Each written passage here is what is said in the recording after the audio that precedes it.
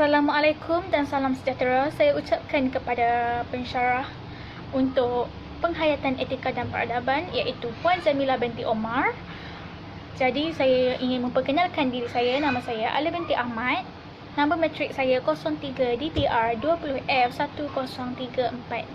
Jadi hari ini saya akan membentangkan tentang kajian pemikiran tokoh etika dan peradaban. Untuk pendahuluan topik ini, pemikiran-pemikiran pendidikan Islam terdahulu telah banyak melahirkan implikasi sosial kultural yang mengagumkan. Namun demikian, pembahasan-pembahasan mengenai pendidikan Islam masih dirasakan sangat sedikit. Pembahasan yang mempunyai hubungan langsung dengan prinsip-prinsip, sistem-sistem, lembaga-lembaga, metode dan kurikulum pendidikan di negara-negara Islam masih perlu mendapat perhatian yang lebih serius. Jadi, maksud etika dan peradaban. Maksud etika adalah prinsip moral atau nilai-nilai akhlak, adat sopan santun yang menjadi pegangan seseorang individu atau sesuatu kumpulan manusia. Maksud peradaban pula adalah sistem dan tahap perkembangan sosial sesuatu bangsa, kemajuan dan kebudayaan sesuatu bangsa. Seterusnya, kita akan sambung dengan tokoh pemikiran Islam yang pertama iaitu Abdul Rahman bin Muhammad. Gelaran untuk Abdul Rahman bin Muhammad ini adalah Ibnu Khaldun.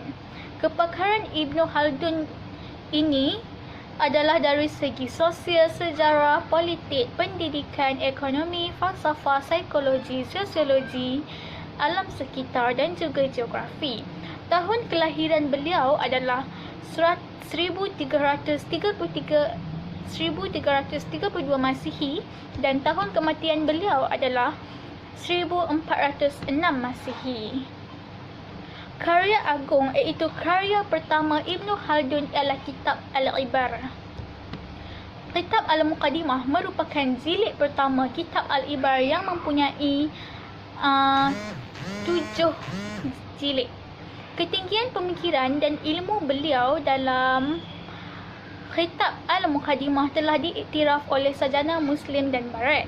Kitab ini menjadi kemuncak karya pemikiran dalam pelbagai bidang ilmu pengetahuan dan mempunyai huraian jelas terutama hukum-hukum berkaitan ilmu sains atau sosiologi. Terima kasih. Warahmatullahi wabarakatuh. Nama saya Nur Safia binti Imam Omar.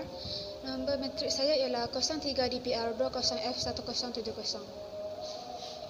Ibnu Khaldun pelapor pemikiran moden dalam pelbagai bidang. Ibnu Khaldun antara cendekiawan Islam yang tidak asing bagi sekitar abad ke-14. Seorang tokoh sejarawan dan pemikir Islam, beliau telah mencuburi dalam pelbagai bidang, antaranya ialah bidang sosial, politik, pendidik dan falsafah.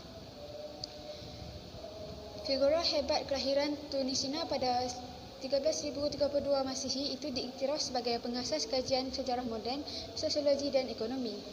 Pandangan Ibnu Khaldun turut dikagumi bukan sahaja oleh tamadun Islam tetapi juga dunia barat. Tokoh sejarah berketurunan Yahudi, Profesor Emeritus Dr. Bernard Lewis menyifatkan Ibnu Khaldun sebagai ahli sejarawan Arab yang hebat pada zaman pertengahan. Bapanya juga merupakan seorang sarjana. Beliau merupakan tokoh hebat yang telah menghafaz Al-Quran sejak kecil selain daripada menguasai pelbagai bidang ilmu. Ketekunannya menggali ilmu fardu ain dan kifayah yang memang sudah dilentur pada usia yang muda.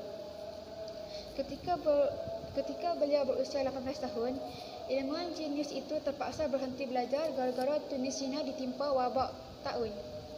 Beliau bagaimanapun kembali melanjutkan pengajian tinggi dengan guru dan ulama terkenal ketika tinggal di Fes, Maghribi. Sekitar tahun 1575, Ibnu Khaldun berhijrah ke Granada, Spanyol. Sekali lagi beliau merantau lantaran keadaan politik di negara tersebut tidak stabil. Beliau ke Algeria, Bourges dan akhir sekali ke Mesir yang menjadi destinasi akhirnya. Biarpun menentas pelbagai ranjau dan liku ketika menuntut ilmu, namun ia tidak mencatkan pemikiran Ibnu Khaldun. Ilmu masyhur itu merupakan tokoh penting yang mampu menganalisis tamadun dari segi formula, faktor kegemilangan dan kejatuhannya. Beliau juga berupaya memberi tafsiran sejarah berdasarkan ekonomi, psikologi, sosiologi, alam sekitar dan geografi. Ibnu Khaldun bukan sekadar pemikir semata-mata. Sebaliknya, gagasan fikrahnya itu turut diaplikasikan ketika diberi tanggungjawab menyandang jawatan penting dalam negara. Menurut riwayat yang masyhur, figura hebat berkenaan dikatakan berkhidmat selama lebih 20 tahun untuk beberapa negara antaranya Tunisia, Maghribi, Andalus dan di Timur Tengah. Kehebatannya menonjol apabila dilantik menjadi kadi di Mesir. Kebijaksanaannya itu juga mendorong Sultan Mesir ketika itu, Sultan Burgus, memberi gelaran Waliyuddin kepada Ibnu Khaldun. Ketokohannya begitu tersolah kerana berjaya memajukan konsep ekonomi, perdagangan, kebebasan dan terkenal dengan hasil kejayaannya dalam pelbagai bidang.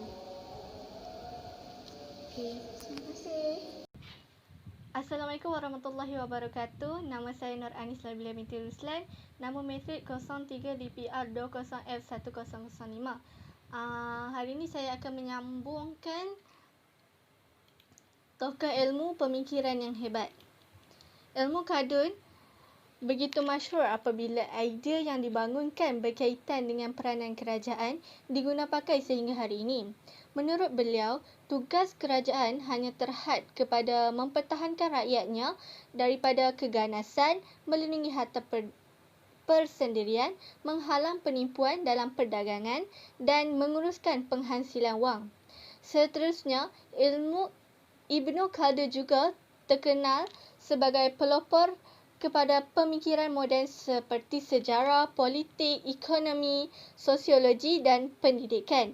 Maka tidak hairanlah beliau digelar sebagai bapa sejarah kebudayaan dan sains sosial moden.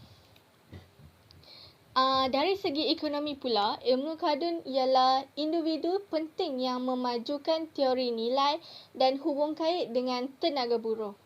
Beliau juga memperkenalkan pembahagian tenaga kerja dan menyokong pasaran terbuka. Selain itu, beliau antara yang menyedari kesan dinamik permintaan dan bekalan ke atas harga serta keuntungan menolak cukai yang tinggi dan menyokong perdagangan bebas dengan orang asing. Beliau juga percaya kepada kebebasan memilih. Ia bagi membenarkan rakyat bekerja keras untuk diri mereka. Sesungguhnya, intelektual formasi pemikiran ilmu Khaldun banyak diaplikasikan dalam kehidupan masyarakat moden yang mahu mengimbangi antara pembangunan fizikal dan spiritual. Biarpun tokoh itu sudah meninggal dunia pada 1906 Masihi, pada 1406 Masihi ketika berusia 76 tahun di Kahirah, Mesir. Namun, warisan peninggalannya memberi 1001 rahmat kepada seluruh dunia. Profil Hamka iaitu nama Haji Abdul Malik bin Syekh Abdul Karim bin Syekh Muhammad Amirullah.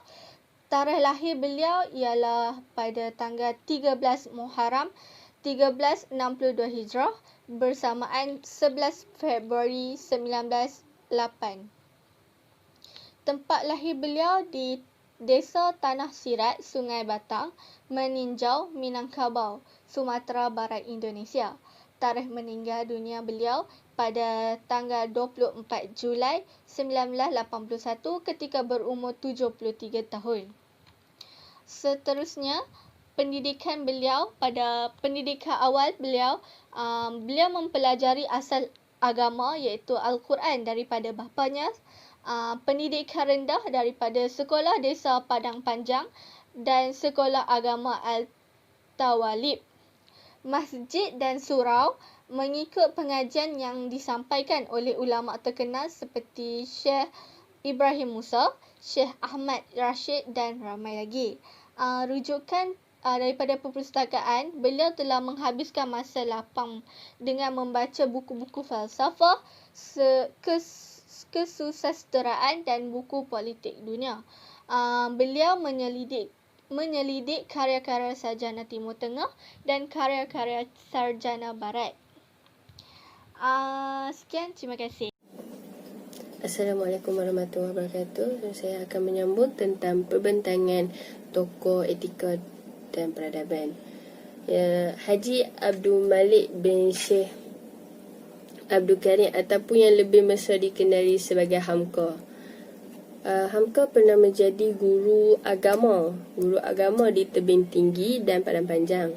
Selain daripada jadi guru agama, beliau juga pernah menjadi pensyarah di 2 universiti, iaitu Universiti Islam Jakarta dengan Universiti Muhammadiyah Padang Panjang. Seterusnya, Hamka mengeluarkan hasil karya dalam 3 bidang, iaitu bidang agama, bidang falsafah dengan bidang sastra. Dalam bidang agama, hasil karyanya ialah Tasawuf Moden, Tafsir Al-Azhar dan Revolusi Agama. Dalam bidang falsafah pula, dia telah mengeluarkan hasil karya yang bertajuk Falsafah Hidup dan Falsafah Ideologi Islam. Manakala dalam bidang sastra, dia telah mengeluarkan hasil karya yang bertajuk Tenggelamnya Kapal Van der Jet dengan Laila Majnun. Seterusnya, Hamka ni kepribadiannya seorang yang peta berpidato. Dia juga berjiwa seni. Selain itu, Hamka ini dikatakan berani dalam menegak agama Islam. Perjuangan Hamka, dia pernah mengetuai Front Pertahanan Nasional dan berpidato tentang hidup dan dunianya. Seterusnya, sumbangan Hamka, dia pernah membawa pembaharuan kepada umat Islam di Nusantara. Dan dia juga pernah menggunakan ruang akhbar untuk mengajak masyarakat memahami Islam. Hamka juga adalah penerus idea Islam. So, itu saja perbentangan daripada saya. Sekian, terima kasih.